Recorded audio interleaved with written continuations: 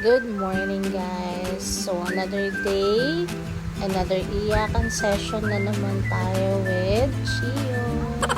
So ayan, nakabihis na siya for third day of school. Okay, so ayan, ginigising ko. Medyo inaantok pa siya niyan.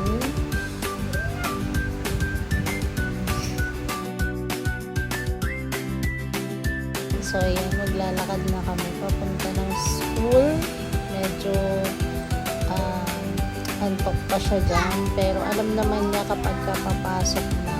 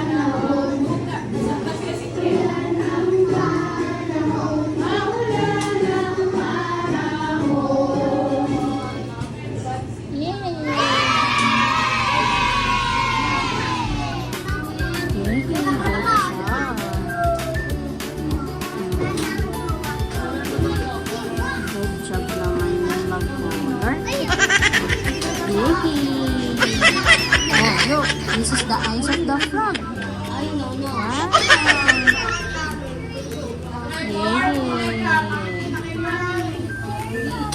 Wow. Galing naman. Good job. Look, this is the legs of the frog. Wow. Good job.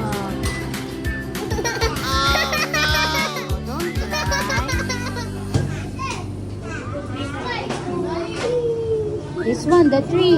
Look at the tree. Oh, there's a tree. Oh, color the tree. Color the tree. Color the tree. Ano? This one. This is the tree.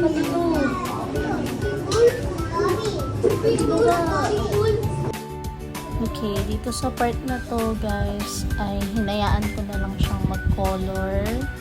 Okay, so sa ngayon kasi hindi pa talaga siya marunong mag-color, so we're still working out sa pagkukulay, yung hindi lalagpas sa lines, pero hindi ko naman siya pinapressure na matutunan na agad, so kailangan hayaan lang natin since si Shio naman ay 3 years old pa lang, so kung ano yung gusto niyang i-shade, okay lang. Okay, so as long as nag-e-enjoy siya sa ginagawa niya. Ayan. So, tinuturo ko sa kanya kung pwedeng i-shade niya yung tree. No? Kasi yun naman, alam na niya yung mga object na yun. Alam niya yung tree, yung frog, and yung turtle.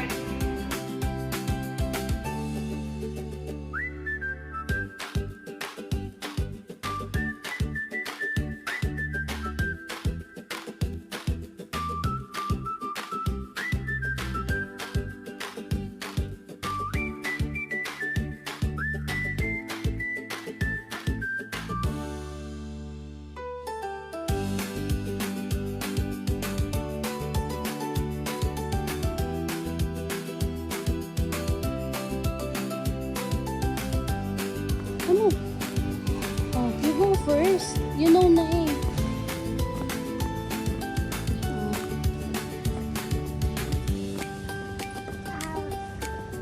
Hmm.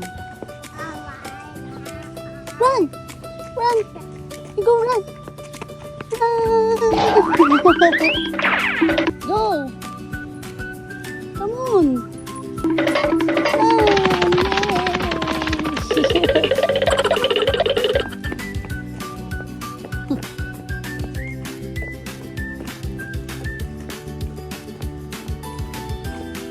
Run! Run! Run!